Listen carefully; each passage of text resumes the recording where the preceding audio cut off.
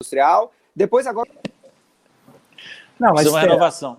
Não, eu acho que uma renovação para que esse velho aqui possa voltar um pouco. Jamais. Olha, se você considerar que o Bresser está indo para 87, você é verdadeiramente um menino, né? Você é um menino.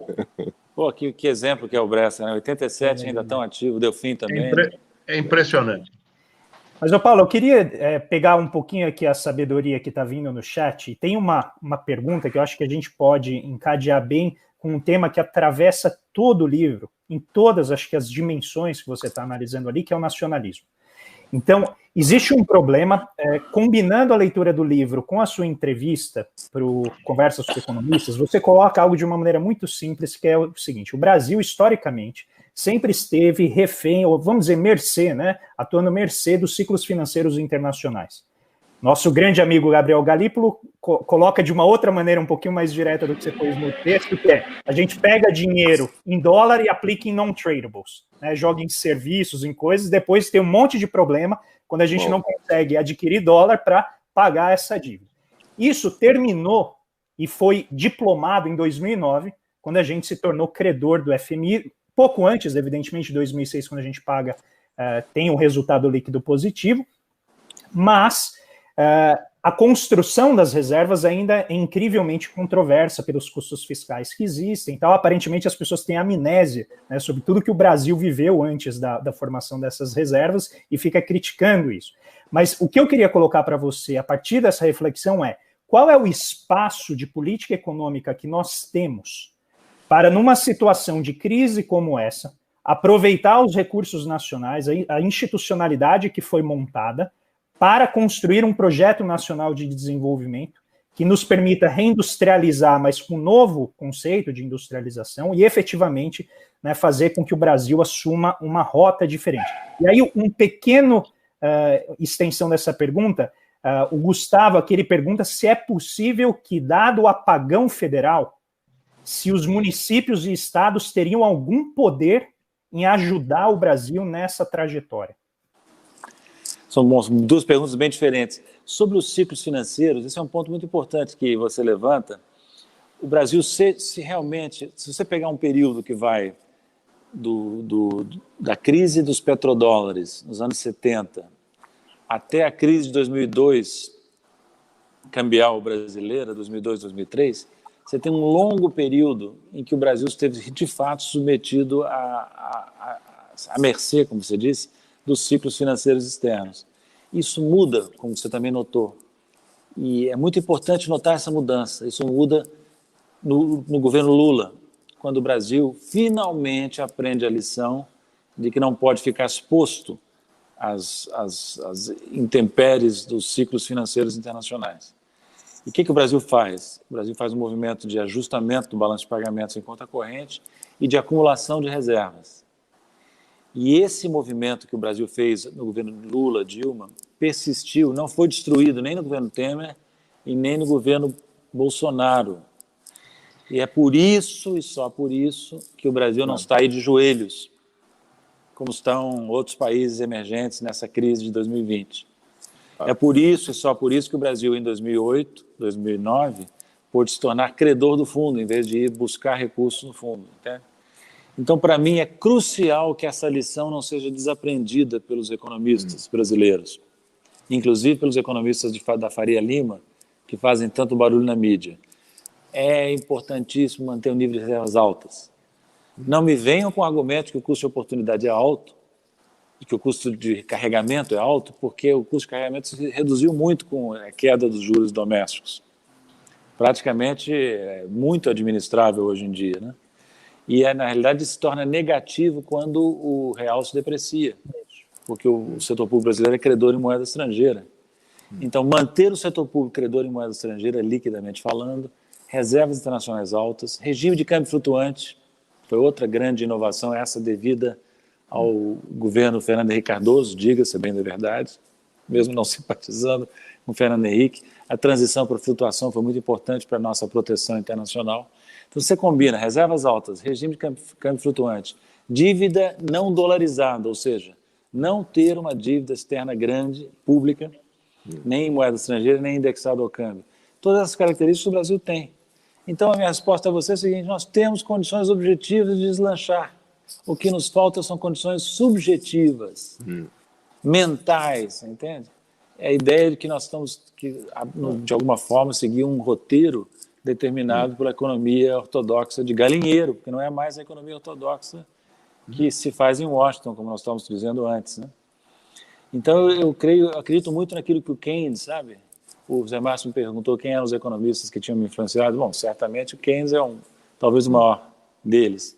O que o Keynes dizia? Ele frisava a importância da retórica e da persuasão, por oposição à demonstração apodídica, que é muito rara em economia. É muito raro poder fazer demonstrações inequívocas em economia que sejam ao mesmo tempo relevantes. Então, tudo em economia depende do quê? Retórica, o Zé Márcio conhece esse assunto melhor do que eu, e depende de essays in persuasion, ensaios em persuasão, que não por acaso foi o título escolhido para um grande livro de ensaios que o Keynes publicou por volta de 1930, entende?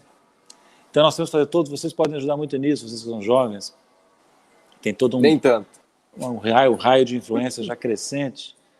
O Zé Márcio e eu já estamos aí crepusculares, né? Mas vejam bem, crepusculares e sob uma pandemia, né?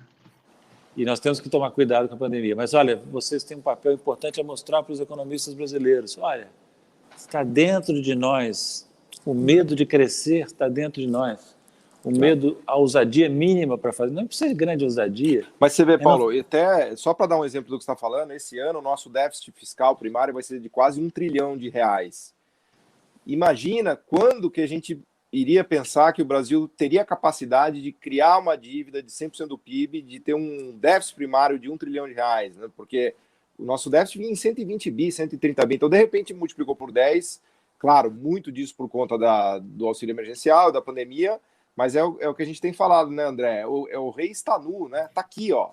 E só lembrar, só pontuar, juros a 2% com juros reais negativos. Se fosse válida a teoria do ortodoxa de galinheiro, com esse déficit fiscal que nós estamos tendo em 2020, nós teríamos que ter juros explodindo e inflação explodindo. Não é? Então, acho importante chamar a atenção para a gritante dissonância entre teoria primária ortodoxa e a realidade. E isso não é inofensivo, porque essas teorias inibem a atuação do governo. Subordinam o governo a uma agenda que não é nossa. É uma agenda estrangeira, eu nem sei se é estrangeira, é uma agenda que nem tem lógica, né? É uma agenda burra, que está nos fazendo um mal tremendo, né? Nós estamos, por exemplo, qual é a grande restrição fiscal brasileira? É a restrição autoimposta do teto de gastos. Não é uma restrição, existe uma restrição real, é claro. É uma lei. Mas é uma lei, infelizmente uma lei que é uma emenda constitucional do Temer, que esta sim é a principal restrição. Restrição burra. Eu nunca vi, tudo que eu estudei de política fiscal, tudo que eu vi lá no Fundo Monetário, nunca vi uma regra tão burra, tão simplória quanto essa. E que, no entanto, é tratada pelos economistas que dominam o discurso público na mídia corporativa como se fosse a última lei, o mandamento fundamental que não se pode violar. Sim. Não, é um monolito, né? Você nem discute isso. E pior, eles vão dizer que esse ano a gente só fez déficit de 1 trilhão e os juros estão na mínima histórica e a inflação não disparou por conta do teto do gasto. Ou seja, aí realmente é o coroamento do absurdo, né? É o movimento... Isso está na tábua de Moisés, né? Na tábua de Moisés. Não são 10 mandamentos, são 11. É que está no verso, Zé, está no verso. Sabe o que é isso, Paulo? Isso aí é o movimento defensivo de uma teoria falida. É o movimento do Ptolomeu em face das evidências crescentes que o mundo não era ptolomaico mais. Dos epiciclos dos planetas. Os famosos epiciclos, né? Então, nós precisamos fazer a revolução copernicana e mostrar o seguinte: nós temos aí condições de fazer política fiscal menos, eu não digo que seja uma política fiscal expansionista, pura e simples, mas menos hostil ao crescimento, né? Claro. E menos hostil à distribuição de renda, pelo amor de Deus. Não, o problema é que a Revolução Copernicana foi feita faz um século já, mas a Igreja continuou no poder com muita força, né? Difícil mudar isso, né? Paulo Nogueira, deixa eu aproveitar a tua sapiência também na análise política da vida brasileira. Você, como é que você descortina o processo, as possibilidades, é claro, estamos ainda longe, Mas como é que você vê o processo sucessório, algumas alternativas aí para 2022? Acho que o cenário central para 2022, como tem apontado algumas lideranças políticas, é um cenário em que o Bolsonaro, central, né? Central com enorme incerteza em torno desse centro. Bolsonaro chega mais ou menos competitivo na eleição, com chance de ir para o segundo turno, e haverá um candidato, digamos, de direita tradicional e um candidato da centro-esquerda. Né? Esses serão os 3 candidatos principais no primeiro turno. E o desafio para a centro-esquerda, como disse o Flávio Dino e também o Haddad, né, é não ficar de fora de um possível segundo turno, de um provável segundo turno, porque eu não acredito que o Bolsonaro ou qualquer outro candidato tenha condições de ganhar no primeiro turno, dada a polarização do eleitorado. Então o desafio é não cair nas parrelas de ser excluído do segundo turno. E aí tem, no meu entender, tem muito chão pela frente, muita água para correr, Zé Márcio, mas é muito importante ter uma atitude paradoxal, sabe? Que é alternar moderação com radicalismo. Povo na rua é importante, sem povo na rua nós não vamos para frente. Mas é importante ter clareza na articulação política para não rejeitar o diálogo com algo que não existia praticamente e está começando a se esboçar, porque política não tem vácuo, né? Que é um centro. Vão aparecer crescentemente candidatos de direita se movendo para o centro. E até estranhamente para a centro-esquerda, retoricamente falando. Né? A entrevista do Arthur, que vocês viram, né? Dizendo que ele e o Armínio ele se intitulou, né? Ele e o Armínio são de centro-esquerda. Se o Armínio é centro-esquerda, minha avó é um velocípede. Então, não sei se eu respondi essa pergunta, mas eu acho que, por exemplo, eu acho que vai haver os ventos estão soprando no mundo, mais do que no Brasil, a favor de uma mudança, a favor do declínio dessa onda de extrema direita da qual o Bolsonaro é caudatário. Mas isso não quer dizer que a vitória, quem vai levar vantagem com o declínio da extrema direita seja a centro-esquerda. Pode ser uma direita neoliberal. Uma centro-direita, né?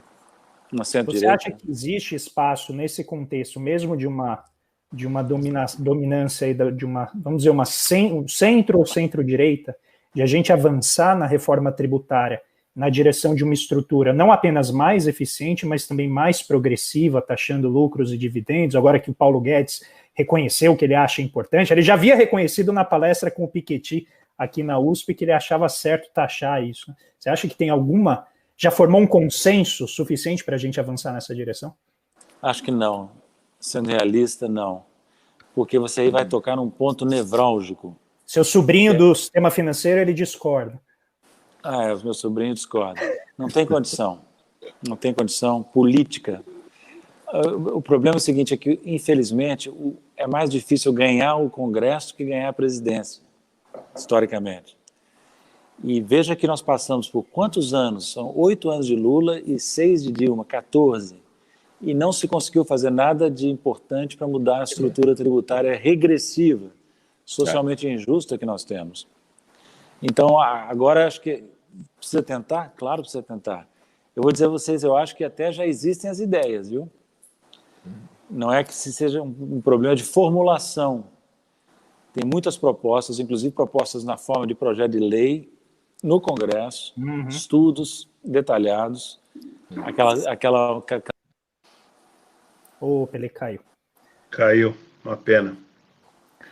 Isso, inclusive, é algo que ele estava falando, que recentemente até o Nelson Barbosa ele comentou. Ele falou, agora não é mais um problema de pensamento, agora é um problema da política. A política tem que viabilizar essas mudanças. Os economistas já chegaram a razoável grau de consenso. Agora a gente tem que trabalhar lá diretamente. Zé Márcio. André, a expectativa minha era de que ia ser uma fala muito interessante, mas está realmente muito boa, hein? Essa conversa com o Paulo Nogueira, não? Vocês não estão achando? Zé, como que foi fazer privilegiado? Como que foi fazer? Conta pra gente as histórias das entrevistas. Conta o bastidor da entrevista do Paulo Nogueira, hein? Foi tranquilo, né? Eu sempre me dei muito bem com o Paulo, né? E o Paulo tem essa capacidade, ele raciocina e fala com a mesma fluidez, né?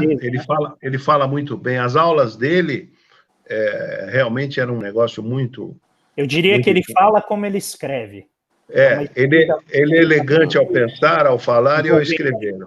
O Paulo realmente é um grande quadro. Acho que valeria, ele retornando, André, não sei, acho que valeria a pena se ele pudesse fazer uma análise porque a esquerda cometeu alguns erros, um erro que eu acho que sem entrar na coisa da corrupção, não é isso, mas digo, se ele pudesse fazer uma avaliação do governo da Dilma, eu particularmente sou um crítico do governo, com um pacote, assim, o governo Dilma, as idas e vindas, aquele tiro no pé de colocar o Joaquim Levy.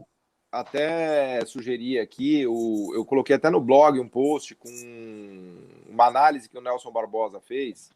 Ele deu uma entrevista muito interessante semana passada, de 1 hora, e agora ele escreveu um pouco lá no Twitter, eu conversei com ele, a gente fez um textozinho resumido lá para o meu blog, em que ele dá a visão dele detalhada, macro, de toda a era Lula e Dilma. Então eu recomendo para quem tiver interesse, para dar uma olhada lá no meu blog, no paulogala.com.br, e é interessante, porque ele também tem essa visão crítica aí que você está colocando, Zé, da Dilma, né? Claro que depois ele virou ministro da Economia da Dilma e tudo mais, mas ele meio que foi chamado, e é interessante ele falar que ele discordava da Dilma, inclusive na campanha, né? Ele acha que a campanha da Dilma foi errada, porque ela meio que quis criminalizar os banqueiros, assumiu uma posição muito radical, e depois, quando ela ganhou, ela meio que não tinha muito o que fazer, e aí justamente ela chamou o Nelson para ser ministro para vir com uma agenda mais reformista, né? Então, acho que vocês deviam, em algum momento, trazer o Nelson Barbosa aqui. Com certeza, com certeza. Já está na programação, já. É uma super conversa. Nem que for para janeiro, fevereiro, né? E não esqueçam de me chamar, o dia que vocês chamarem ele, não esqueçam de me chamar. Claro, você precisa pôr uma luz boa aí, Zé, que você fica meio na penumbra. Você está contra a luz, né? Cara. Eu só queria aproveitar, enquanto o Paulo Nogueira não volta, eu queria falar um pouquinho, aproveitar e falar do livro dele. Faz a propaganda. Fazer a propaganda, mas em especial, assim, o livro ele é muito bom. Os 2 capítulos iniciais são uma aula de como funciona o Fundo Monetário Internacional, mas assim, desse jeito que ele trata, contando histórias, as dificuldades pessoais, os problemas profissionais, o jeito que, né, os delegados, os representantes trabalham. Mas eu queria chamar muita atenção para os 2 últimos capítulos. Paulo, você está de volta, estou fazendo uma rápida propaganda do teu livro aqui. Obrigado. E aí, nos 2 últimos capítulos, assim, eu vou dizer, afeta o paladar, gente, conforme você lê. Eu vou contar aqui uma intimidade. Eu normalmente leio o livro, eu li o livro inteiro do Paulo das 4 às 6 da manhã, no quarto do meu filho, enquanto ele dormia, porque eu não queria acender a luz para não atrapalhar a minha esposa. Então eu lia lá, e quando eu fui ler o 5º e o 6º capítulo, eu acordei meu filho várias vezes, porque eram gargalhadas, assim, que não davam para conter. E agora imagine um livro, quando foi a última vez que você leu um livro em que você dá gargalhadas dessa maneira, né? Então realmente, assim, vale muito a pena, são os textos, o próprio Paulo, ele introduz isso, dizendo, olha, você pode ler os capítulos de maneira mais ou menos independente, com exceção do 1 e 2, que tem uma linha narrativa mais sólida, mas os outros você pode ler de maneira, né, mais separada. Agora, capítulos 5 e 6, gente, que são as biografias e os contos, que ele chama, até você chama de humor na economia, né, se eu não me engano. Você chama de, deixa eu achar aqui, humor econômico e outras crônicas. Conta um aí que a gente pede para o Paulo. Vai lá, Paulo. Não, mas conta você um que você deu gargalhada, André, que daí a gente pede pro Paulo. Não, tem uns, mas é que eu não quero estragar, porque, de fato... Não, só um spoilerzinho. Mas tem um que é uma figura que ele faz um target bem bom, que é o Ilan Goldfein, né? Olha, você vê, só de lembrar ele já começa a rir. Existe... Pode falar, Paulo. Aconteceu aqui que caiu a bateria depois de 1 hora, por isso que eu saí do ar. Mas o Ilan Goldfein é uma figura típica de um certo conceito ideal, digamos assim, que é o economista bufunfeiro. Eu não sei porquê. Da turma da bufunfa. Eles são muito gordos. Eu não quero dar impressão de gordofobia, mas uma notável circunferência parece que é uma exigência da função. A gente não pode ser um bufunfeiro completo. Quando o bufunfeiro gordo levanta, a circunferência como que dá um peso adicional às suas ideias, que geralmente são rasas, são escassas.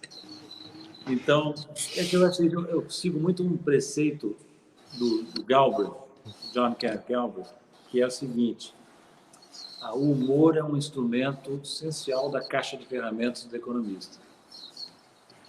E muito poucos economistas se valem dessa ferramenta. Fica lá dentro da caixa, não é usado. Mas como o comportamento econômico é frequentemente do maior ridículo, se você não usa essa ferramenta do humor, você não capta a essência da realidade, entende? Então, inclusive, uma outra figura que você foca, que é o Afonso Bevilacqua, tem uma tirada ótima que alguém te questiona quanto a você chamá-lo de gordo, você fala assim, pô, mas eu nunca vi mais gordo, nunca vi o cara na frente. Que foi o seguinte, que muito tempo atrás, né, quando ele era diretor do Banco Central do Lula, e era de um radicalismo feroz. Ele ficou conhecido como como é que era? A Fúria de Bevilacqua, né? Ele era ultra rock, subia os juros e tudo mais. Fazendo umas piadas com ele, e as pessoas não gostaram, me escreveram. Pô, você não está usando a sua coluna para acertar contas pessoais? Aí eu disse, não. Eu escrevi isso na coluna seguinte. Não é, pessoal. Para dizer a verdade, eu nunca vi mais gordo. Essa hora meu filho acordou. Mas deixa eu trazer de volta aqui para o que a gente estava colocando, um tema que eu acho que é imprescindível a gente discutir e que está muito na agenda do dia, é a questão da autonomia do Banco Central. Né? Então, esse é um ponto que, primeiro aqui no chat, né, as pessoas estão perguntando, é um ponto que está muito central no nosso debate, porque ele se encontra hoje com um projeto de lei, na verdade tem dois, né, na Câmara dos Deputados, e você tem uma posição bastante forte, inclusive das sessões do seu livro contam de acho que foi uma conferência, né, uma apresentação que você fez no Senado, não sei se no Senado ou na Câmara, sobre a questão da autonomia do Banco Central. Eu gostaria que você compartilhasse aí suas ideias para a gente debater esse ponto que vai ser tão importante. Deixa eu acrescentar uma coisa, curiosamente, o Afonso Bevilacqua hoje ocupa o cargo que eu ocupava de diretor executivo do Brasil e outros países no FMI. Olha. Eu soube que ele está indo muito bem, viu? Eu soube que, na verdade, o nosso gordo Bevilacqua parece que está indo bem lá. Mas está indo bem no seu sentido ou no sentido do staff? Segundo algumas pessoas que trabalham com ele e trabalhavam comigo, diz que ele até lembra a minha atuação, que é muito combativo e defende muitos interesses do nosso país. Então, eu fiquei contente de saber que o meu antigo alvo de piadas está brilhando aparentemente lá no FMI. Se é que eu posso dizer isso, né? Estou apenas relatando o que me contaram terceiros. Mas a pergunta era outra, a independência do Banco Central. Isso. Exatamente, olha, exatamente. Eu cito nesse debate um grande banqueiro brasileiro, que, aliás, agora eu dar o nome dele, Olavo Setúbal. Na época era vivo, era presidente do Itaú, não podia comprometê-lo num debate de um economista heterodoxo. Mas que você conversava com ele de tempo em tempo, né, Paulo? De tempo com o Olavão.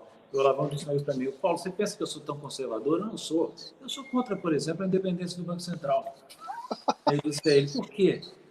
Você já viu quem passou pela direção do Banco Central no Brasil? Imagina um mandato fixo e longo para ele pensar. Essa pergunta do Olavo. Mas é que eu costumo brincar, porque tem que ser, o Banco Central tem que ser. Todo mundo quer que ele seja independente dos políticos, mas ele precisa ser independente dos economistas também, porque é complicado ali você dar autonomia para um economista por muito tempo. A gente que conhece a espécie, né, Paulo? A gente tem medo, né? Poxa, você pensa bem, né? Isso o Olavo Setúbal disse antes de conhecer alguns outros que viriam para a presidência do Brasil. Um deles, inclusive, o próprio Bevilacqua. Você imagina o Bevilacqua, um radical. Você dá um mandato longo para um radical, aí troca o presidente, troca o governo, continua aquele mesmo radical com estabilidade no cargo. Então, só faria sentido essa teoria da independência se o Banco Central fosse um órgão puramente técnico, em que você pudesse confiar a gestão monetária e outras funções do Banco Central a uma tecnocracia que seguiria uma teoria incontestável. Mas não é assim, nós sabemos que não é assim. A teoria monetária existe, é sólida em vários pontos, mas não em todos. Há muita controvérsia, né? O Banco Central opera num ambiente político, não é só um órgão técnico. Então, não se pode imaginar que a direção do Banco Central seja uma tecnocracia pura, que precisa ser protegida da influência nefasta do político com horizonte de curto prazo. Então, eu continuo contra a independência do Banco Central.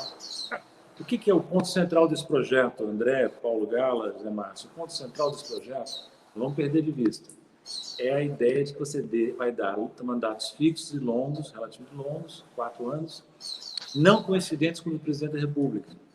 Então, o presidente Bolsonaro vai nomear uma nova direção do Banco Central, presidente e diretor, por 4 anos.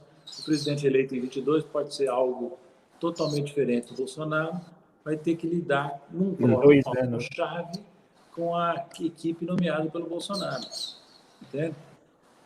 Então, eu sou contra isso. Acho que a grande pergunta que não se faz é a seguinte: quando o Banco Central é dependente?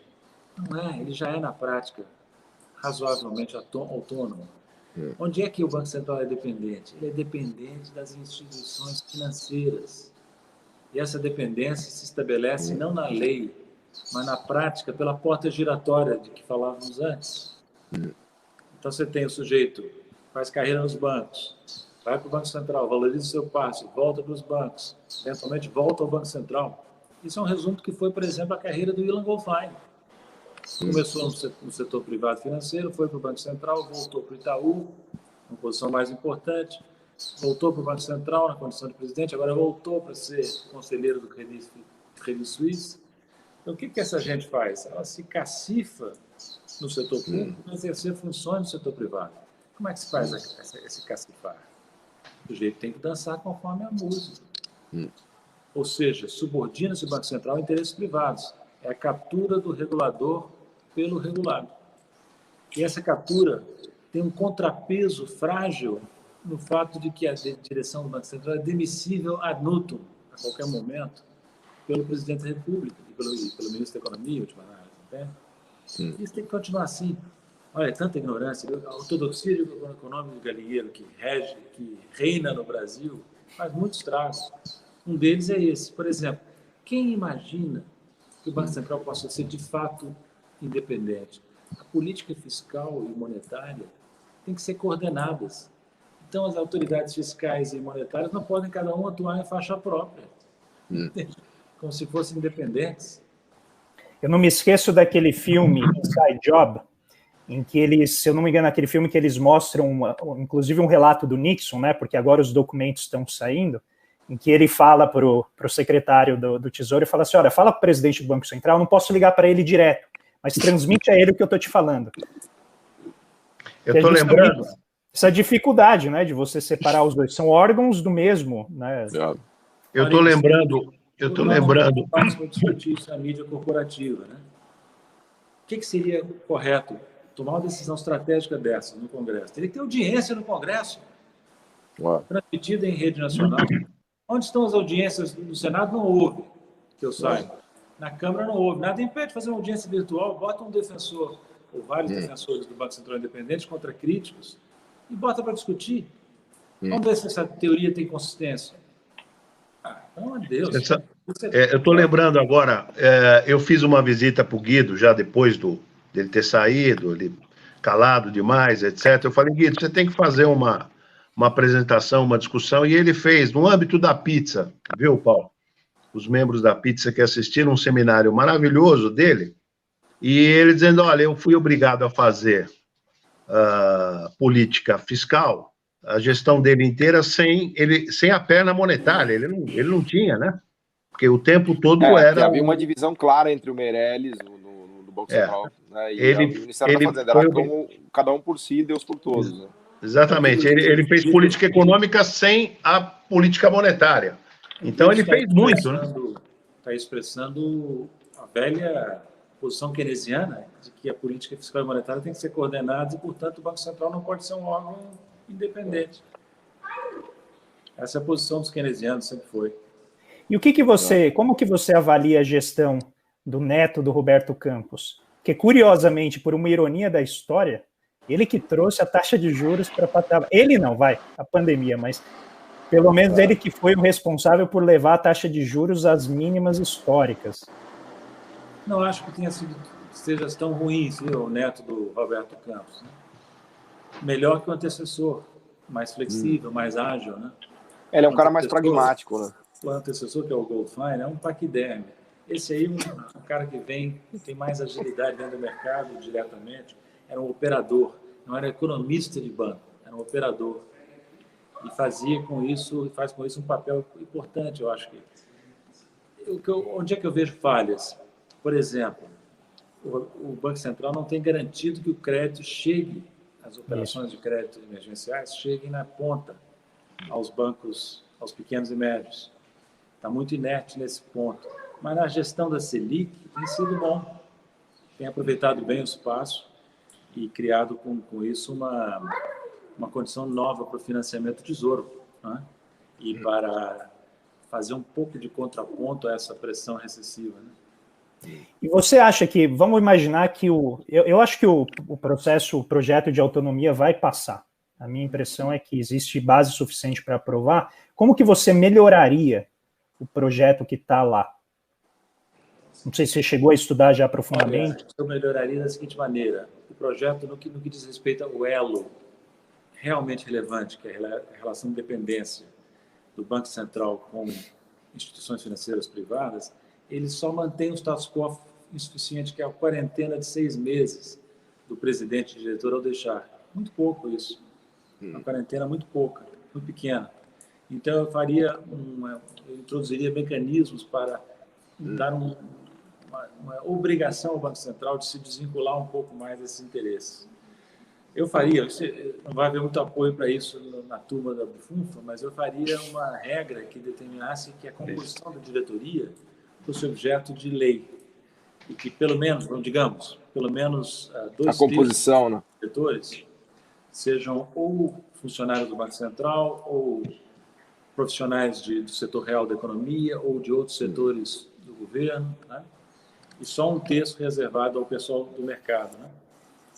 No máximo um terço. Por quê? Porque para evitar essa promiscuidade da relação. Né?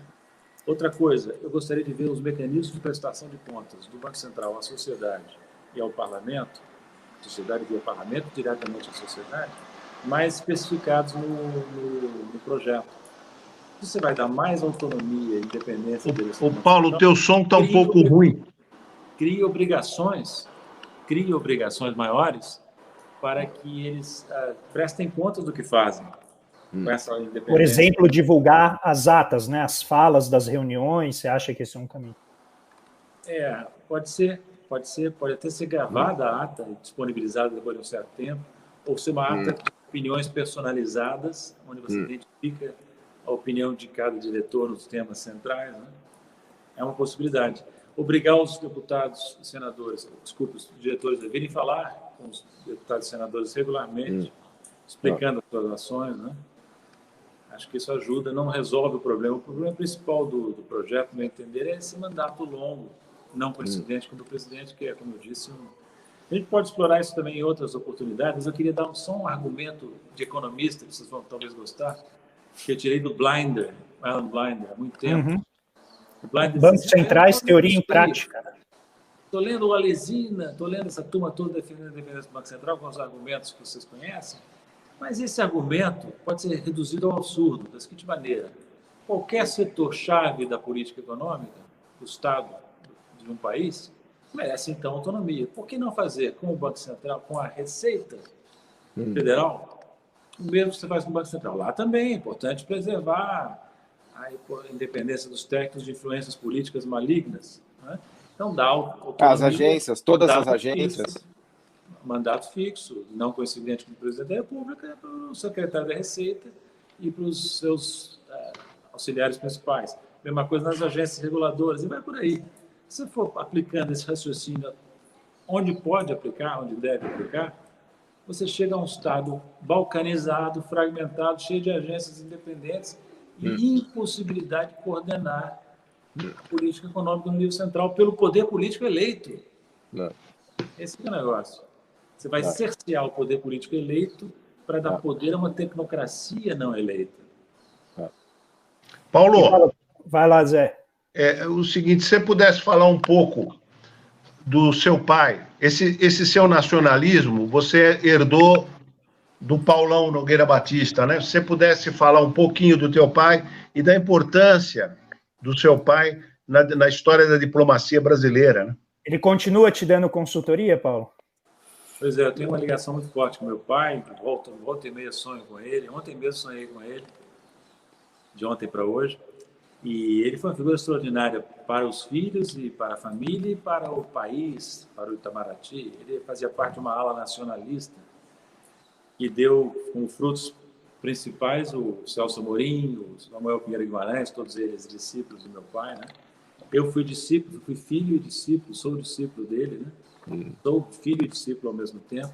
Aprendi muito com ele, em termos de postura, de interesses, de leituras, né? E aprendi, embebi do meu pai esse leite, essa grande ilusão que é o Brasil. Não é fácil você aderir ao Brasil permanentemente, porque o Brasil nos oferece tantas decepções que eu chamo aí... É que ele te dava doses pesadas, né? No meu livro, eu falo que o nacionalismo brasileiro é sempre agônico. É sempre uma agonia, porque nós estamos sempre lutando contra forças internas que são antinacionais. Né? E eu vou te dizer, assim como meu pai, hein? Mesma coisa com meu pai. Grande parte, durante minha vida inteira, viu, Zé Márcio, eu tive muito mais problemas com os estrangeiros, com os brasileiros estrangeirados e com os estrangeiros. Os estrangeiros nadam de braçada nesse país, porque eles têm uma grande quantidade de brasileiros estrangeirados influentes que fazem um serviço sujo por eles. Aqui está o telefone, né? Meu amigo, o que você está fazendo aí? Basta um telefonema, um e-mail, para que se movimente a horda dos brasileiros estrangeirados que tanto mal têm feito ao país. Né? Mas essa é uma longa história, né, Márcio? Meu pai publicou algumas coisas bem interessantes que eu cito também no livro, viu? E eu recomendo aos jovens que estejam nos ouvindo que se valham dessas leituras também. Notadamente um trabalho dele que ele escreveu pouco antes de morrer, o Brasil e o Consenso de América Latina e o Consenso de Washington. É um texto que até hoje as pessoas me perguntam. A formação dele qual era, Paulo? Ele era formado em Direito e nunca estudou economia formalmente.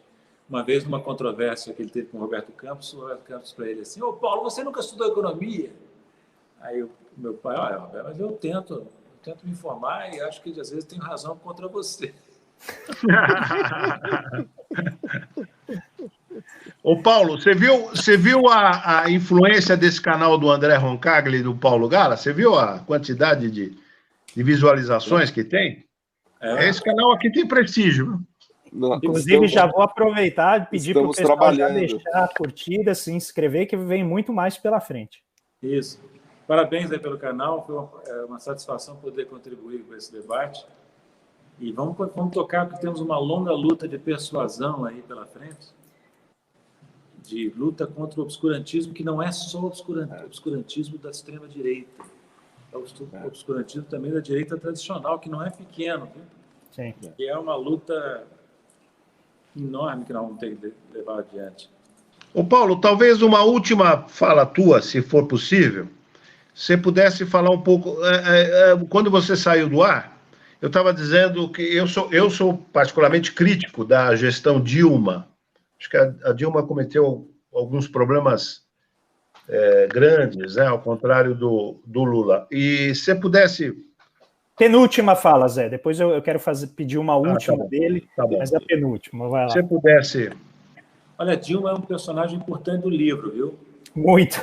Ela aparece muito nas questões dos BRICS, por exemplo. Também do FMI, porque a Dilma tinha presença, era detalhista, centralizadora, e tinha presença ativa nessas questões. E vou dizer a vocês, eu concordo com muitas críticas que foram feitas a ela no campo político, econômico, mas no que diz respeito a mim, FMI, BRICS, G20, quase sempre ela interferia do meu lado, a meu favor. Só uma vez é que ela quase me derruba sem querer, por causa da Grécia, ela teve uma reação um pouco precipitada, mas normalmente a Dilma ficou bem. No meu entender, Zé Márcio, a principal falha da Dilma não foi econômica. Em retrospecto, eu diria que a falha foi política, porque ela permitiu que o governo se isolasse.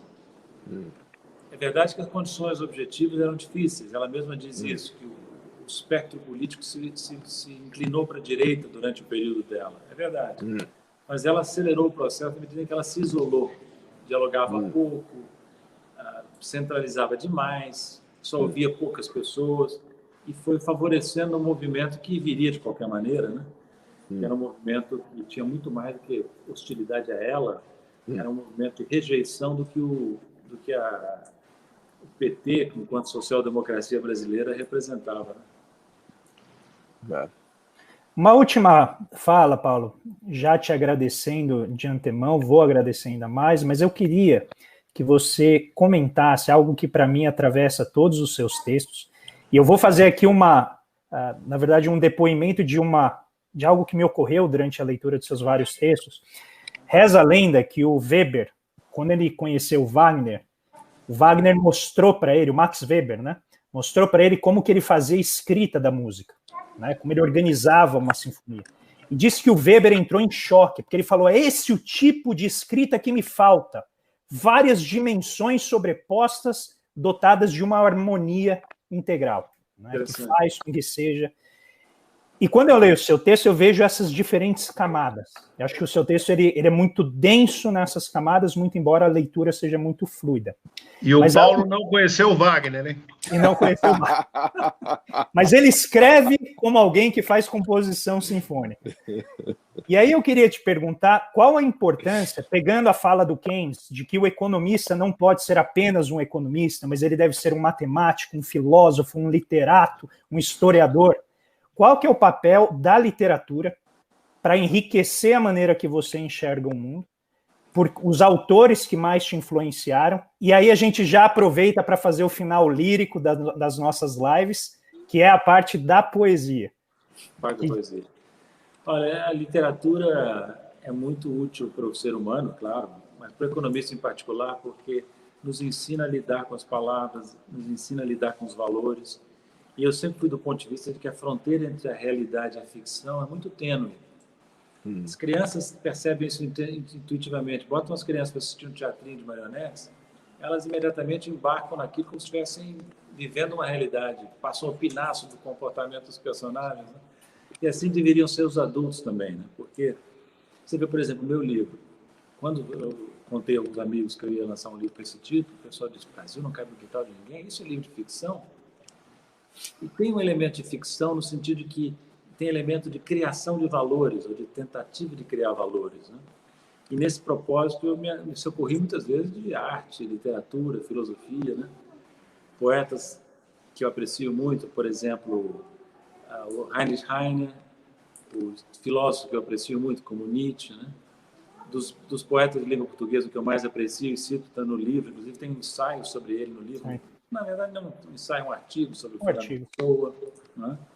Que é um poeta que, se tivesse escrito uma língua mais internacional, seria muito mais conhecido do que já é, né?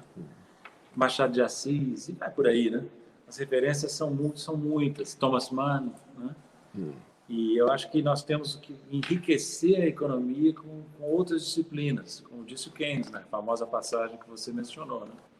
Com sociologia, com história, com matemática, com filosofia, com estatística, mas também com literatura, com a arte da palavra, né?